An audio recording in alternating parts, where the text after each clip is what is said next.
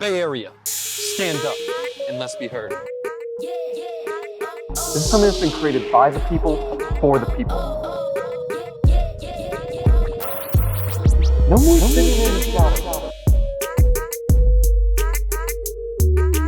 This is everything and anything San Jose earthquake related. This is Aftershock. Vamos San Jose. Welcome back to the Aftershock. And I gotta start with certain news.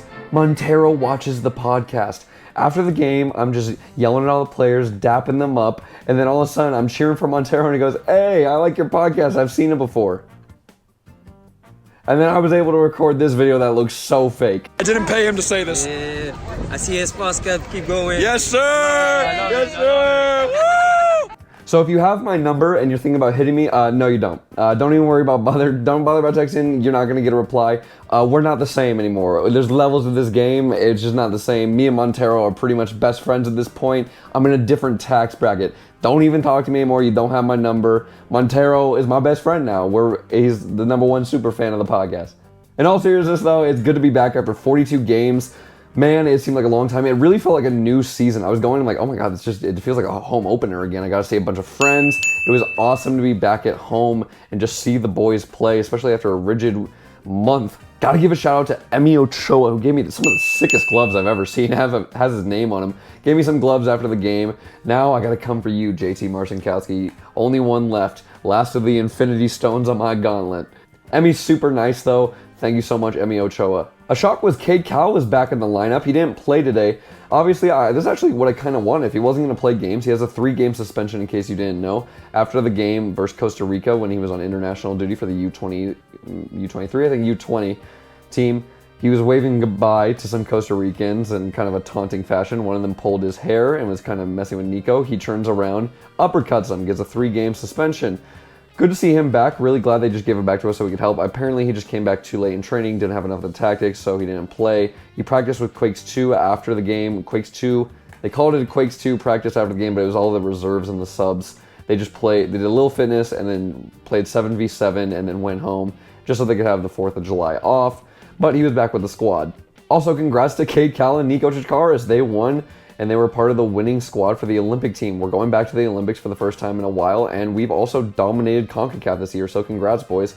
And now, going on to some sad news. People were losing Calvo and Showfeast. Now, I know a lot of people didn't like Calvo, but I thought he was doing good for us. Didn't really even get to shine too much for us. Didn't play too many games. Had a great opening, the one game where he had the 2 headers to come back and get the tie versus Columbus. Showfeast is gone. We know we've had a great time with him. We've seen Montero's been a great replacement. Trophy's loan spell has ended, and Calvo has a ton of links to Europe and Turkey. It seems like it's going to be the biggest one. This tweet from Fabian Renkel really says it all. So it's going to be really interesting to see. I think he just wants to get a better play before the World Cup. Totally understandable. And after the game, I was kind of talking to him, and I said, hey, if this is the end, thank you very much, but I hope it's not. He kind of chuckled and gave me like a wink. And then some other fans talked to him and asked if we're going to see him again, and he's like, probably not. Thank you, Francisco Calvo, for all your time, and thank you, Chofis Lopez, for all your time. If you want to know more about the game-specific highlights, you can check out The Aftershock on YouTube, Instagram, or TikTok at Aftershock SJ, obviously this YouTube channel if you're watching it. If you're listening on Spotify, you can click the link in the description. It has all the socials. But anyways, let's move on to the negatives. Hard to pick out negatives in a win, but also it is the 2 worst teams statistically in the league. My first one is falling asleep. Man, we got lucky that JT came up with some big 1v1 saves because I feel like they were really breaking through our defense. Shaqiri is really finding pockets, especially over the top. And JT just came out big and it could have got bad early. So that's a really big negative. And then conceding at the end, that's silly, 92nd, 93rd minute. And then they kept getting opportunities after pretty much a whole half and maybe half and another half of the other half of just us dominating possession, and not dominating in the sense of we were great, just dominating in the sense of they didn't really have any chances.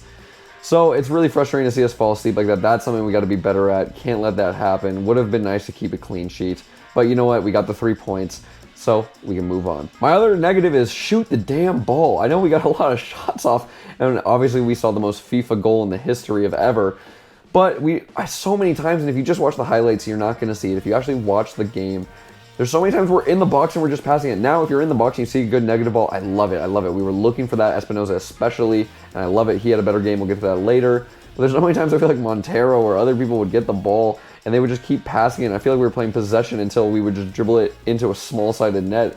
Let's just shoot. Gaga wasn't catching very much. A lot of his stuff was just deflections. So, especially if you see that, start ripping shots, look for the rebounds. That's how we got our goals, really. So, we need to keep moving on and just take some shots, especially if we're open on top of the box. Don't look for a pass, look for a shot. Now for the positives. I gotta give it up. Gotta give it up to Espinoza. I've been on him. I still don't think it was a perfect game. I thought it was much better. He played a lot more direct. The offside goal is what I want from him. Not obviously being offside, but running more direct. His crosses looked better today. There were I'm not even gonna say 2 or 3. There were 5 to 7 times where he just crossed it early and it was so frustrating, or it was like a mix of a cross and a shot.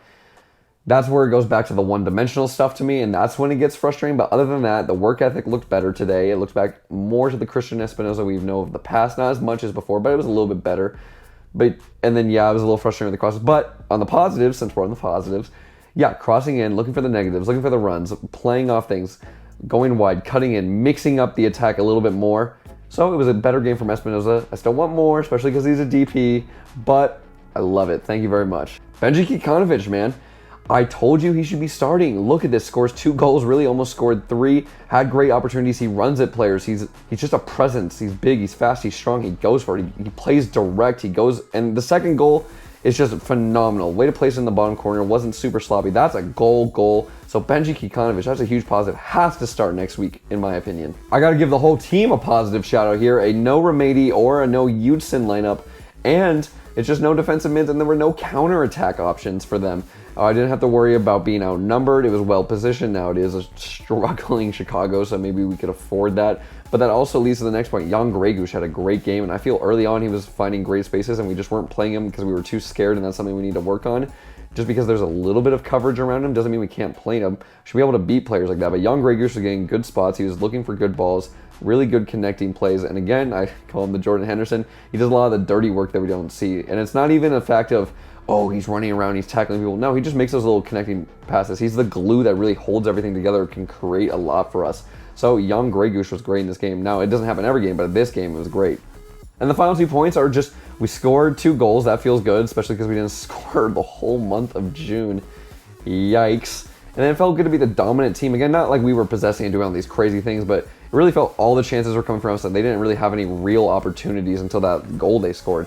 So it's really great to be the dominant team for once. It's just a good feeling. Now for the unsung moment of the game. This has to go to JC Marcinowski for me in 22 minutes in when he makes his first 1v1 save. It's one of the first and the highlights if you go back and watch that. For me, that was outstanding because there were multiple that followed and he stopped all of them. But that really could have opened the floodgates early and really turned around the game, because I felt around the 30th minute, we really came alive, and that's when we started to dominate the game. But the early sections, that's when Chicago was on fire. Please keep watching. All 3 of you. And I just felt like it was really good for us to keep that momentum and keep the game level and keep the momentum going and absorb that pressure and organize the team. So JT Marcinowski gets that for me. Now to the unsung player or hero of the match. For me, this is a tie. This goes between Montero and Gregush. Montero, again, working like a dog. If you show his heat map, it looks like scorched earth. Absolutely on fire. And Gregush, again, the glue that put everything together, especially with no Remedi or no Unsung having a little bit more defensive responsibilities. It was great to see them running around, doing everything, and it was just absolutely great to see from more players. Obviously, JT and Benji stole the show. I think Benji Kikanovic absolutely lit it up, so that was great to see. Now for some fan questions. Starting with Abram10, who asked, who has the highest ceiling out of all the young players? Man, this is tough, and in classic Saz fashion, I'm not going to give you just one simple answer. I'm going to elaborate on everything way too much. The first one for me has to be Emi Ochoa as far as proven, because I think it just all the national teams want him, and just such a highly rated goalkeeper. That wouldn't be my personal pick. My personal pick is Nico Jakaris. I've just only seen him play a few times, but the way he scans and the way he moves and the way he's doing everything, maybe his size might let him down a little bit, but I don't think that's too big of an issue. Just, I see so much raw talent and just ability and smarts for the game, which is what I really like. Now, if you want to go for American mindset, it could be Cade Cowell, because he's just so big and he's so strong. He just is so raw, but doesn't really do much as far as the mental side of the game. So need to work on his positioning and his decision making. So that's a tricky, but for me, I'm gonna go with Nico Jakaris for my pick.